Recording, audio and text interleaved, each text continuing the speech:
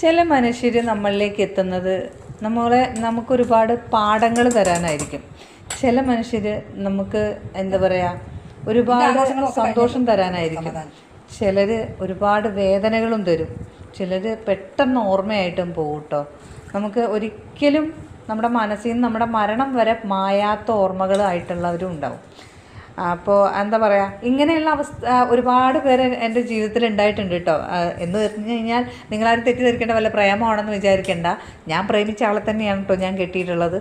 അതുകൊണ്ട് പ്രേമം എന്നല്ല, നമ്മുടെ സൗഹൃദമാവാം, ബന്ധുക്കളാവാം, കൂട്ടുകാരാവാം, ഏതെങ്കിലും രീതിയിൽ പെട്ടെന്ന് നമ്മൾ കണ്ട് പരിചയക്കാരാവുന്ന ആൾക്കാരുണ്ടല്ലോ, അങ്ങനെ ഉള്ളവരൊക്കെ ആവാം. അപ്പം ഞാൻ കാര്യത്തിൽ നിന്ന് വ്യതിചലിച്ച് പോവുകയാണ്.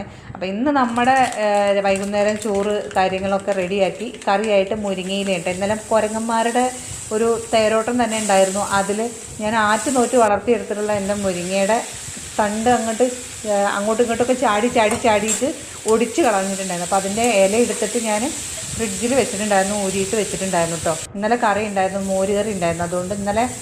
അതുകൊണ്ട് അഡ്ജസ്റ്റ് ചെയ്ത് പോകാമല്ലോ എന്ന് കരുതിയിട്ട് അപ്പോൾ ഞാൻ ആ ഇല ഇന്ന് പരിപ്പൊക്കെ ഇട്ട്, പരിപ്പ് തക്കാളിയൊക്കെ ഇട്ടിട്ട് കറി വെച്ചു കേട്ടോ.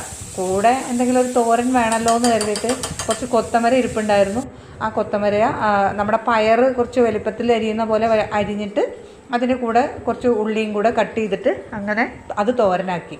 നമ്മൾ ഈ പണിയൊക്കെ എടുക്കുമ്പോൾ ഒരാൾ ടി വി കാണാതിരിക്കുക, പക്ഷേ ടി വിയുടെ മുന്നിലിരുന്ന് ഉറങ്ങുക. ഞാൻ ചോദിച്ചപ്പോൾ എന്നോട് പറഞ്ഞെന്താ അറിയോ, ഞാൻ ഉറങ്ങല്ല, കണ്ണടച്ചിരുന്നതാണെന്ന്. നിങ്ങളുടെയൊക്കെ വീട്ടിലുണ്ടാവില്ല ഇങ്ങനെയുള്ള ഐറ്റംസ്. എൻ്റെ അമ്മ സ്ഥിരം പറയുന്ന കാര്യം കേട്ടോ. അപ്പം നമ്മൾ ചോറുണ്ണാനിരിക്കണേ, കറക്റ്റ് 7 മണിക്ക് ചോറുണ്ണും. നമ്മൾ ചോറുണ്ണാനിരിക്കണം. മുരിങ്ങയില കറി, നമ്മുടെ കൊത്തമര തോരൻ, പിന്നെ ഇഞ്ചിക്കറി. അപ്പം അത്രയുള്ളൂ. ഇഷ്ടമാണെങ്കിൽ ലൈക്ക് ചെയ്യുക, ഷെയർ ചെയ്യുക, സബ്സ്ക്രൈബ് ചെയ്യുക.